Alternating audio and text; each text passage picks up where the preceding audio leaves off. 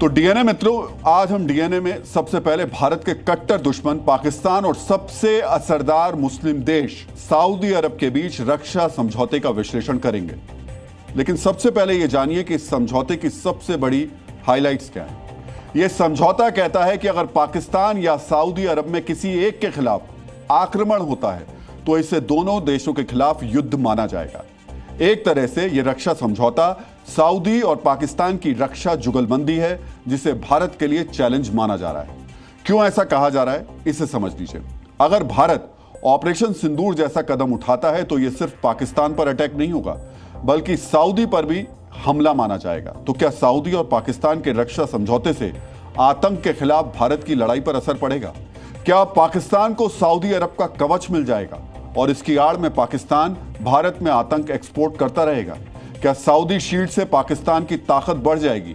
इन सवालों के साथ यह भी समझना पड़ेगा कि सऊदी अरब इस समझौते के बाद भारत और पाकिस्तान से अपने रिश्तों में किस तरह संतुलन बनाकर रखेगा।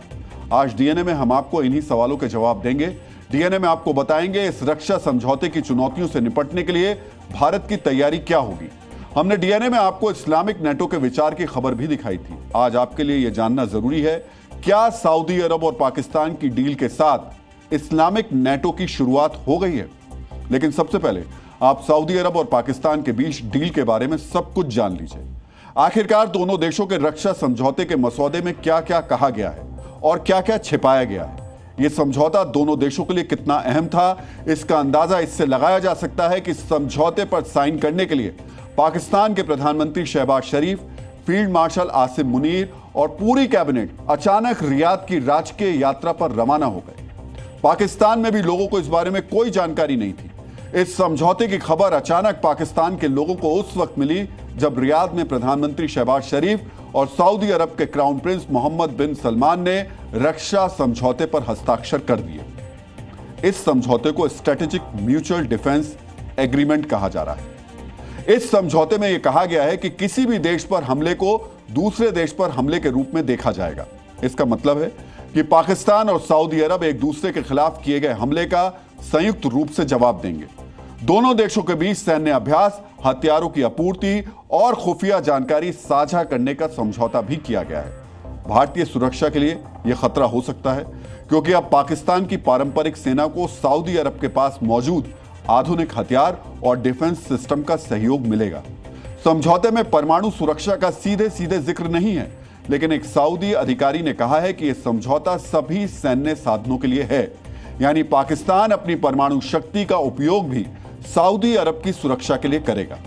जिस वक्त इजराइल का गाजा पर हमला जारी है और कतर में भी उसने हमास आतंकवादियों को निशाना बनाया है, इस बीच इस समझौते में इजराइल के लिए भी बड़ा मैसेज छिपा है। इस समझौते के जरिए पाकिस्तान और सऊदी अरब इजराइल के खिलाफ एकजुट हो सकते हैं। सऊदी अरब पहले ही यह संकेत दे चुका है कि अगर ईरान के पास परमाणु हथियार होंगे तो वो भी परमाणु हथियार विकसित करने पर विचार करेगा। इसके बाद चर्चा यह भी हो रही है कि क्या सऊदी पाकिस्तान से परमाणु हथियार हासिल कर सकता है। अब देखिए कि इधर सऊदी पाकिस्तान में डील हुई और उधर पाकिस्तान में खुशियां मनाई जाने लगी। पाकिस्तान में इस बात की खुशी है कि सऊदी से रक्षा समझौता करके पाकिस्तान ने भारत के खिलाफ बड़ी रणनीतिक बढ़त हासिल कर ली है। वैसे पाकिस्तान और सऊदी अरब के बीच समझौते से सिर्फ पाकिस्तान नहीं, चीन भी बहुत खुश है। ग्लोबल टाइम्स ने समझौते की तारीफ करते हुए इसे कतर पर इजराइल हमले का इफेक्ट बताया, जबकि चीन के एक्सपर्ट लियू जोंगमिन ने इसे सीधे भारत से जोड़ दिया है। जोंगमिन ने कहा कि इस समझौते का मुख्य प्रावधान किसी एक पर हमले को दोनों पर हमला मानना, औपचारिक गठबंधन संधियों में दी जाने वाली सुरक्षा गारंटी जैसा है। सऊदी अरब के लिए यह अपनी सुरक्षा को मजबूत करने की दिशा में एक कदम बढ़ाने का संकेत है। वहीं पाकिस्तान के लिए यह भारत को लेकर संतुलन बनाने का भी काम करता है। यानी चीन को भी लगता है अब भारत पाकिस्तान के किसी भी संघर्ष में सऊदी अरब से समझौता पाकिस्तान को कूटनीतिक और रणनीतिक बढ़त दिलाएगा।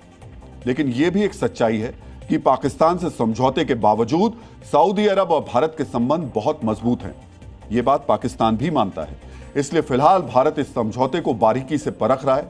विदेश मंत्रालय के प्रवक्ता रणधीर जायसवाल ने सऊदी और पाकिस्तान के रक्षा समझौते पर अपनी प्रतिक्रिया दी।